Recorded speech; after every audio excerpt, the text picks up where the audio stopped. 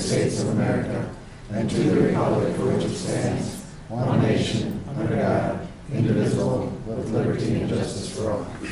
Mr. Danker, do the roll call, please. Mayor Steen. Present. Councilmember at-large Anderson. Present. Councilmember Helly. Present. Hagan.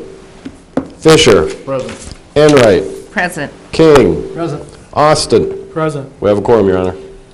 Thank you. Item 1 is a motion for adoption of the agenda. We need a motion. So moved. Second. All in favor? Aye. Opposed? Item number 2 is a motion for approval of minutes from January 17th. Need a motion? So moved. Second. All in favor? Aye. Opposed?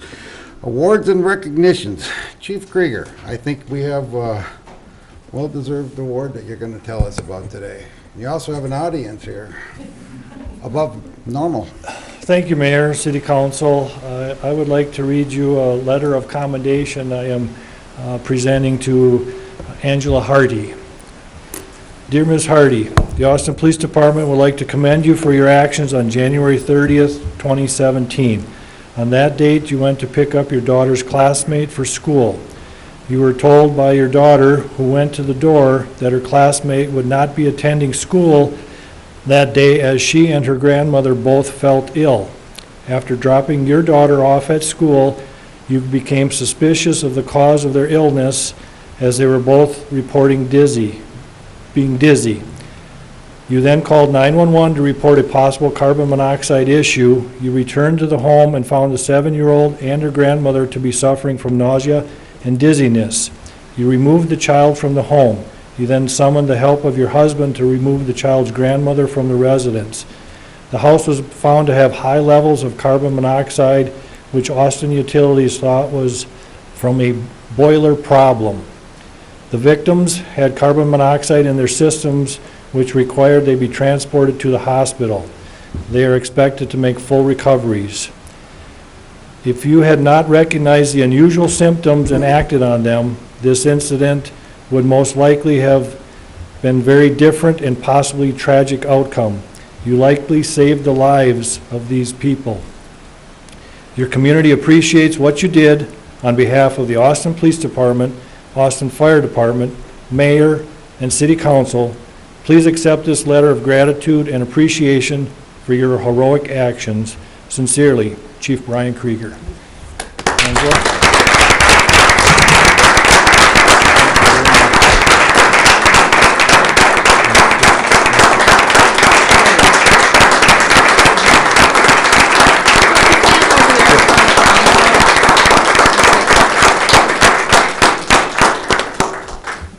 Very nice. Good.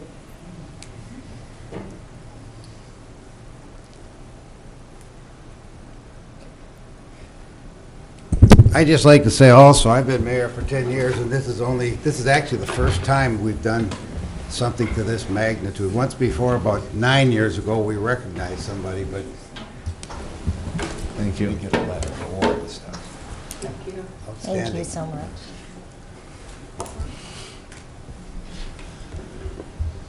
And I will report too that the grandmother and granddaughter are both here this evening. Okay. They are doing well. Would they stand up so we can see who you are? Because you might not be here.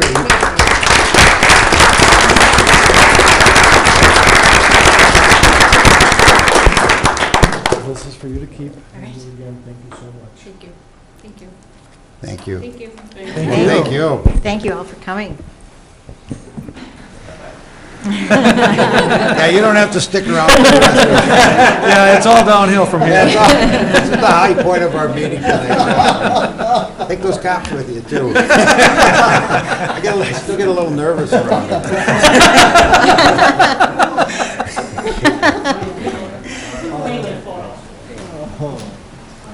Wow. We'll give them a little minute here. Yeah. I want to thank the officers, too, for coming. Who was on the call? Okay, Fire department. in the fire department, okay. What's that? Lieutenant Mueller and Officer Ryan Light on the call. Okay. And the fire department ventilated a bit. Well, thanks for bringing it to our attention. We certainly enjoy things like this. We don't get this opportunity nearly enough. Okay, item number 4 is a motion for the consent agenda. We need a motion. So moved. Second. All in favor? Aye. Opposed? Under petitions and requests, number 5 is a motion and ordinance for reviewing an updated ordinance on subdivision regulations. We talked about this at our work session, but Holly, can you give us a synopsis of what we're doing here? Yes, Your Honor, and council members, in order to be eligible for grants related to safe routes to school infrastructure, the city must add certain language to our subdivision ordinance. As we were adding that language to our ordinance, we also looked at some of the street and sidewalk and other provisions that we believe needed updating. That information was reviewed by our engineering department, and the engineering department made recommendations for some amendments and additions to the subdivision ordinance, in addition to the complete street language. Thank you, Holly. So we need 5A as a motion for preparation of the ordinance. Need a motion? So moved. Is there a second? Second. All in favor? Aye. Opposed? B is an ordinance for adoption and publication. Move for adoption and publication of the ordinance. Is there a second? Second. Mr. Dankert? Councilmember Helly, Aye. Fisher, Aye. Enright, Aye. King, Aye. Austin, Aye. Councilmember at Large Anderson. Aye. Ordinance passes 6-0, Your Honor. 6 is a resolution approving a minor subdivision petitioned by Habitat for Humanity. Yes, Your Honor, and council members, we have a petition by Habitat for Humanity. They acquired this property, which consisted of 3 lots used as one parcel. They wish to divide the lots into 2 parcels, which they will use to add residences for 2 families. The information was sent out for comment to our regular staff and utilities. I did not receive any comments or concerns about exempting them from the subdivision requirements. Okay, council, you have anything to add? Concerns? If not, we need a resolution for 6. So move the resolution. Is there a second? Second. Mr. Dankert? Councilmember Helly, Aye. Fisher, Aye. Enright, Aye. King, Aye. Austin, Aye. Councilmember at Large Anderson. Aye. Resolution passes 6-0, Your Honor. Thank you. 7 is a motion setting the hearing for the Board of Equalization and Appeals for April 24th, 2017 at 10 a.m. and making the following appointments to the Board of Equalization and Appeals. Ann, why don't you tell us about it? Yes, the Board of Equalization and Appeals. The date will be set on April 24th, 2017 at 10 o'clock, and it's at the county courthouse. All taxpayers will receive this in their tax statements that will come this year, so they'll get a separate notice of this date, plus we published it in the newspaper, so people do know about it. We do have some new appointments to the board this year. So first ward would be Dennis Schminke. Second ward, Peggy Young is returning. She's been on the board for a while. Third ward is Ariana Hinks, and the at-large is Taggart Medgarden. They all received training for the board, so they're all fully trained and they are ready to go. And this would be if the taxpayers could appeal to the board if they had questions on their valuation of their property. And then the board would work with the county assessor under advisement to review that appeal. Okay, thank you. Council, anything? If not, we need a motion for number 7. So moved. Is there a second? Second. All in favor? Aye. Opposed? Thank you. Number 8 is a resolution approving additional consulting fees with SEH Inc. for the North Main Flood Control Project Phase 2 through 7, 9, and 12. Mr. Lang. This is related to the work that we entered into an agreement back in 2014 with SEH to do a LOMR, a letter of map revision, to remove those properties that are protected by the new flood berms and remove them from the floodplain. The work is complete. Those properties are in the process of being removed, and that'll become effective on February 22nd of just in a few weeks. So that is a good thing for those commercial businesses. But through the process, SEH encumbered some extra costs as part of their work in doing the overland flow analysis and in interior drainage quantities.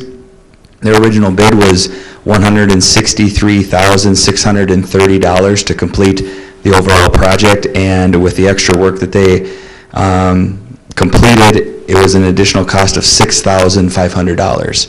So a small amount in the overall cost of the overall project, which is served as a good benefit to the property owners that are in that area. So I would recommend approving the additional cost with 100% of the funding coming from our local option sales tax. Thank you. Council, anything? If not, we need a resolution for item number 8. So move the Is resolution. there a second? Second. Mr. Dankert? Councilmember Helly. Aye. Fisher. Aye. Enright. Aye. King. Aye. Austin. Aye. Councilmember at Large Anderson. Aye. Resolution passes 6-0, Your Honor. Thank you. 9 is a resolution approving a limited use permit with MnDOT. Stephen? As all of you know, MnDOT is planning to rebuild the 11th Drive Northeast Bridge this summer in 2017. That goes over I-90. City and council has worked with them to include items as part of that bridge reconstruction project, like landscaping, a wider pedestrian sidewalk, and also a trail leading up to that on the north side. So this limited use permit is just to itemize those items, saying that the city has the ability to go out into the MnDOT right-of-way to maintain these items. So specifically, the permittee's use of the area is limited to only the construction, maintenance, and operation of a non-motorized trail. That construction will be completed by MnDOT, so it'll just be the maintenance and operation of that non-motorized trail. Also, we are permitted the specific highway beautification included with the construction of the bridge includes trees and shrubs. That's the decorative landscaping that's going in each of the quadrants of the bridge. We'll have authorization to go in there and do maintenance on those.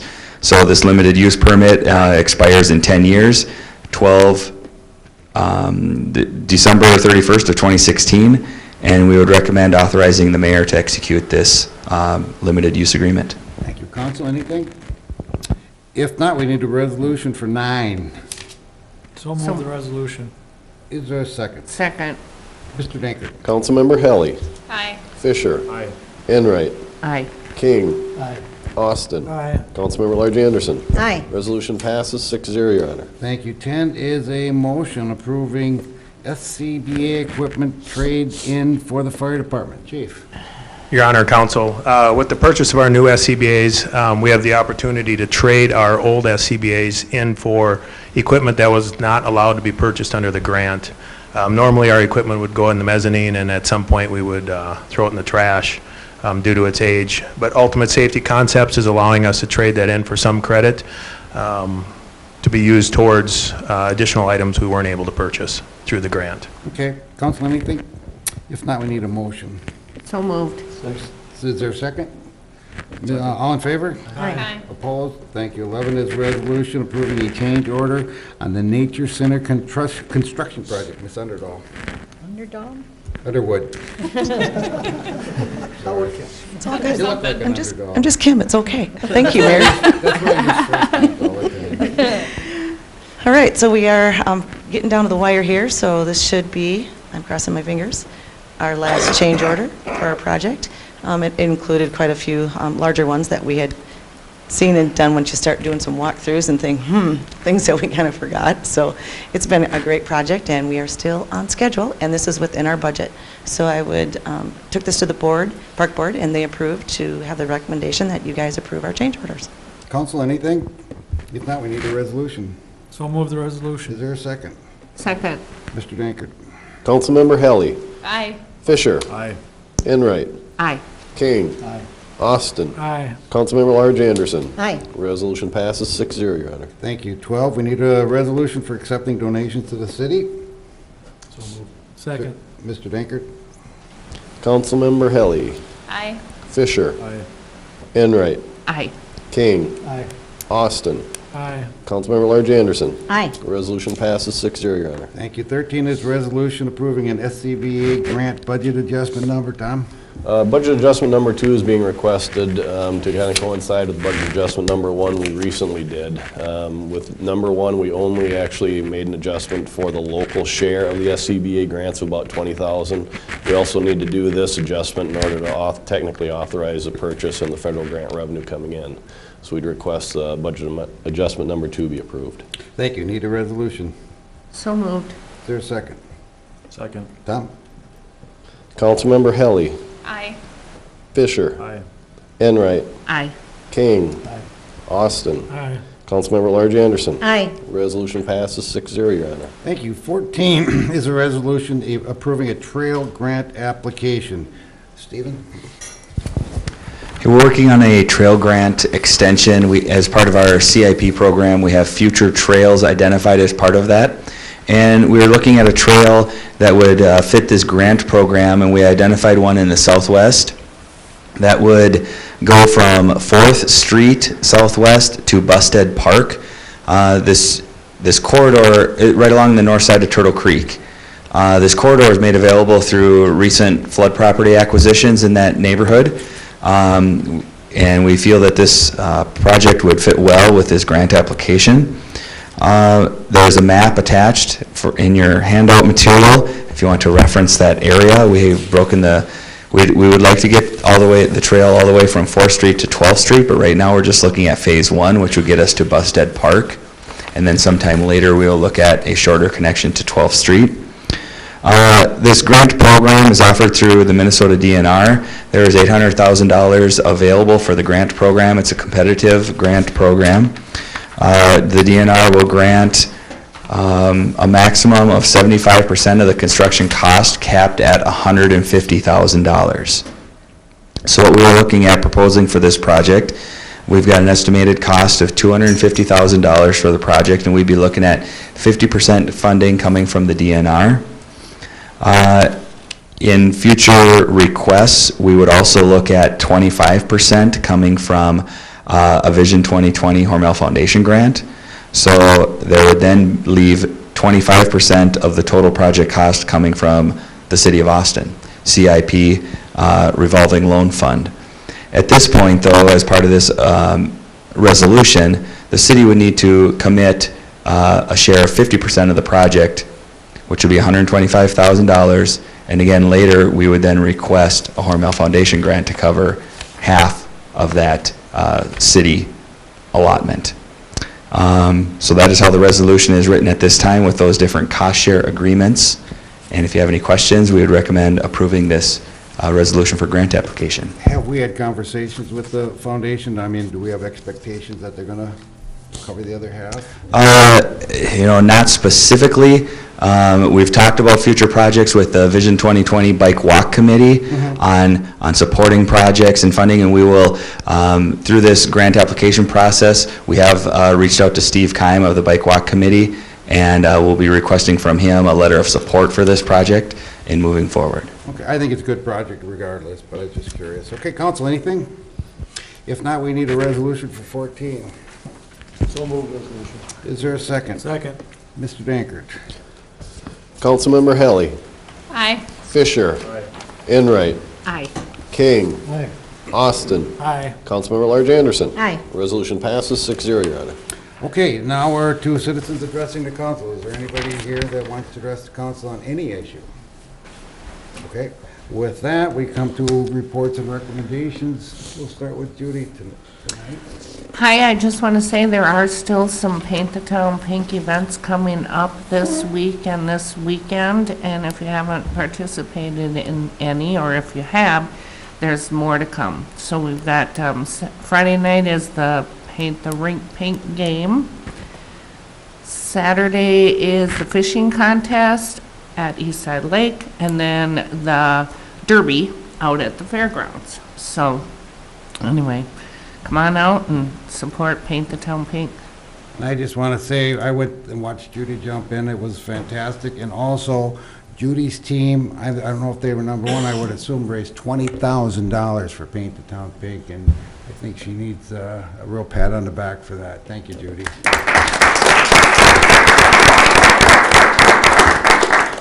Steve, what did you do for Paint the Town Pink? Thank you. Paying the consequence of her jumping in a frozen lake because she's sneezing on me. I have nothing to report. So. Jeff? We did have a Park and Rec Board meeting last week. The change orders that you approved tonight for the Nature Center project was one thing. We also approved honeybees. They're going to put a couple of hives out at the Nature Center, deal with a local group that will help maintain and harvest them and everything else, which will be kind of a neat little project to Are they gonna have kind of an observation thing where people can come through and? Well, it's going to be fenced off in some way, but you'll still be able to observe it, but without getting too close. Excellent, thank you. Janet? Just to go to the city website, and you can click on the Pink the Town Pink link in case that you want to check out all the things that are going on, just to echo what Judy just said.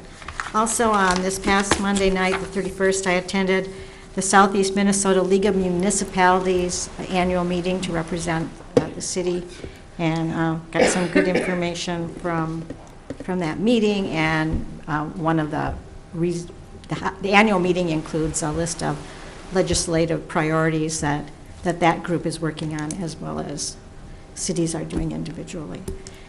That's it. Excellent. Laura? So this sounds like the same thing that Janet was talking about, but I went to the Coalition of Greater Minnesota Cities. You did, and I did too. and Janet did too. The legislative priorities, I'm happy to report, really line up with the concerns of our city. It's LGA, economic development, especially workforce housing, environment, especially regulatory reform for our wastewater systems, and transportation. So we're excited to see how the session goes at the legislature. Thank you. Paul? I've got nothing. Okay. Greg? Yes, just to kind of add on to what Councilmember Helly said about the CGMC meeting, we also took the opportunity to visit with Senator Rosen about our state fire aid issue for the pension and for paid on-call and full-time firefighters, and I was very receptive. We appreciate Senator Sparks setting that meeting up for us, and we hope to have some progress in this legislative session on that item and the ones Councilmember Helly mentioned. Okay. I just have one question. Stephen, remind me again, we haven't talked about it for a while, why I have to drive all the way around town because Oakland Avenue is closed by the dam, and when is that going to be fixed? I think people, they kind of like an update on that, especially me.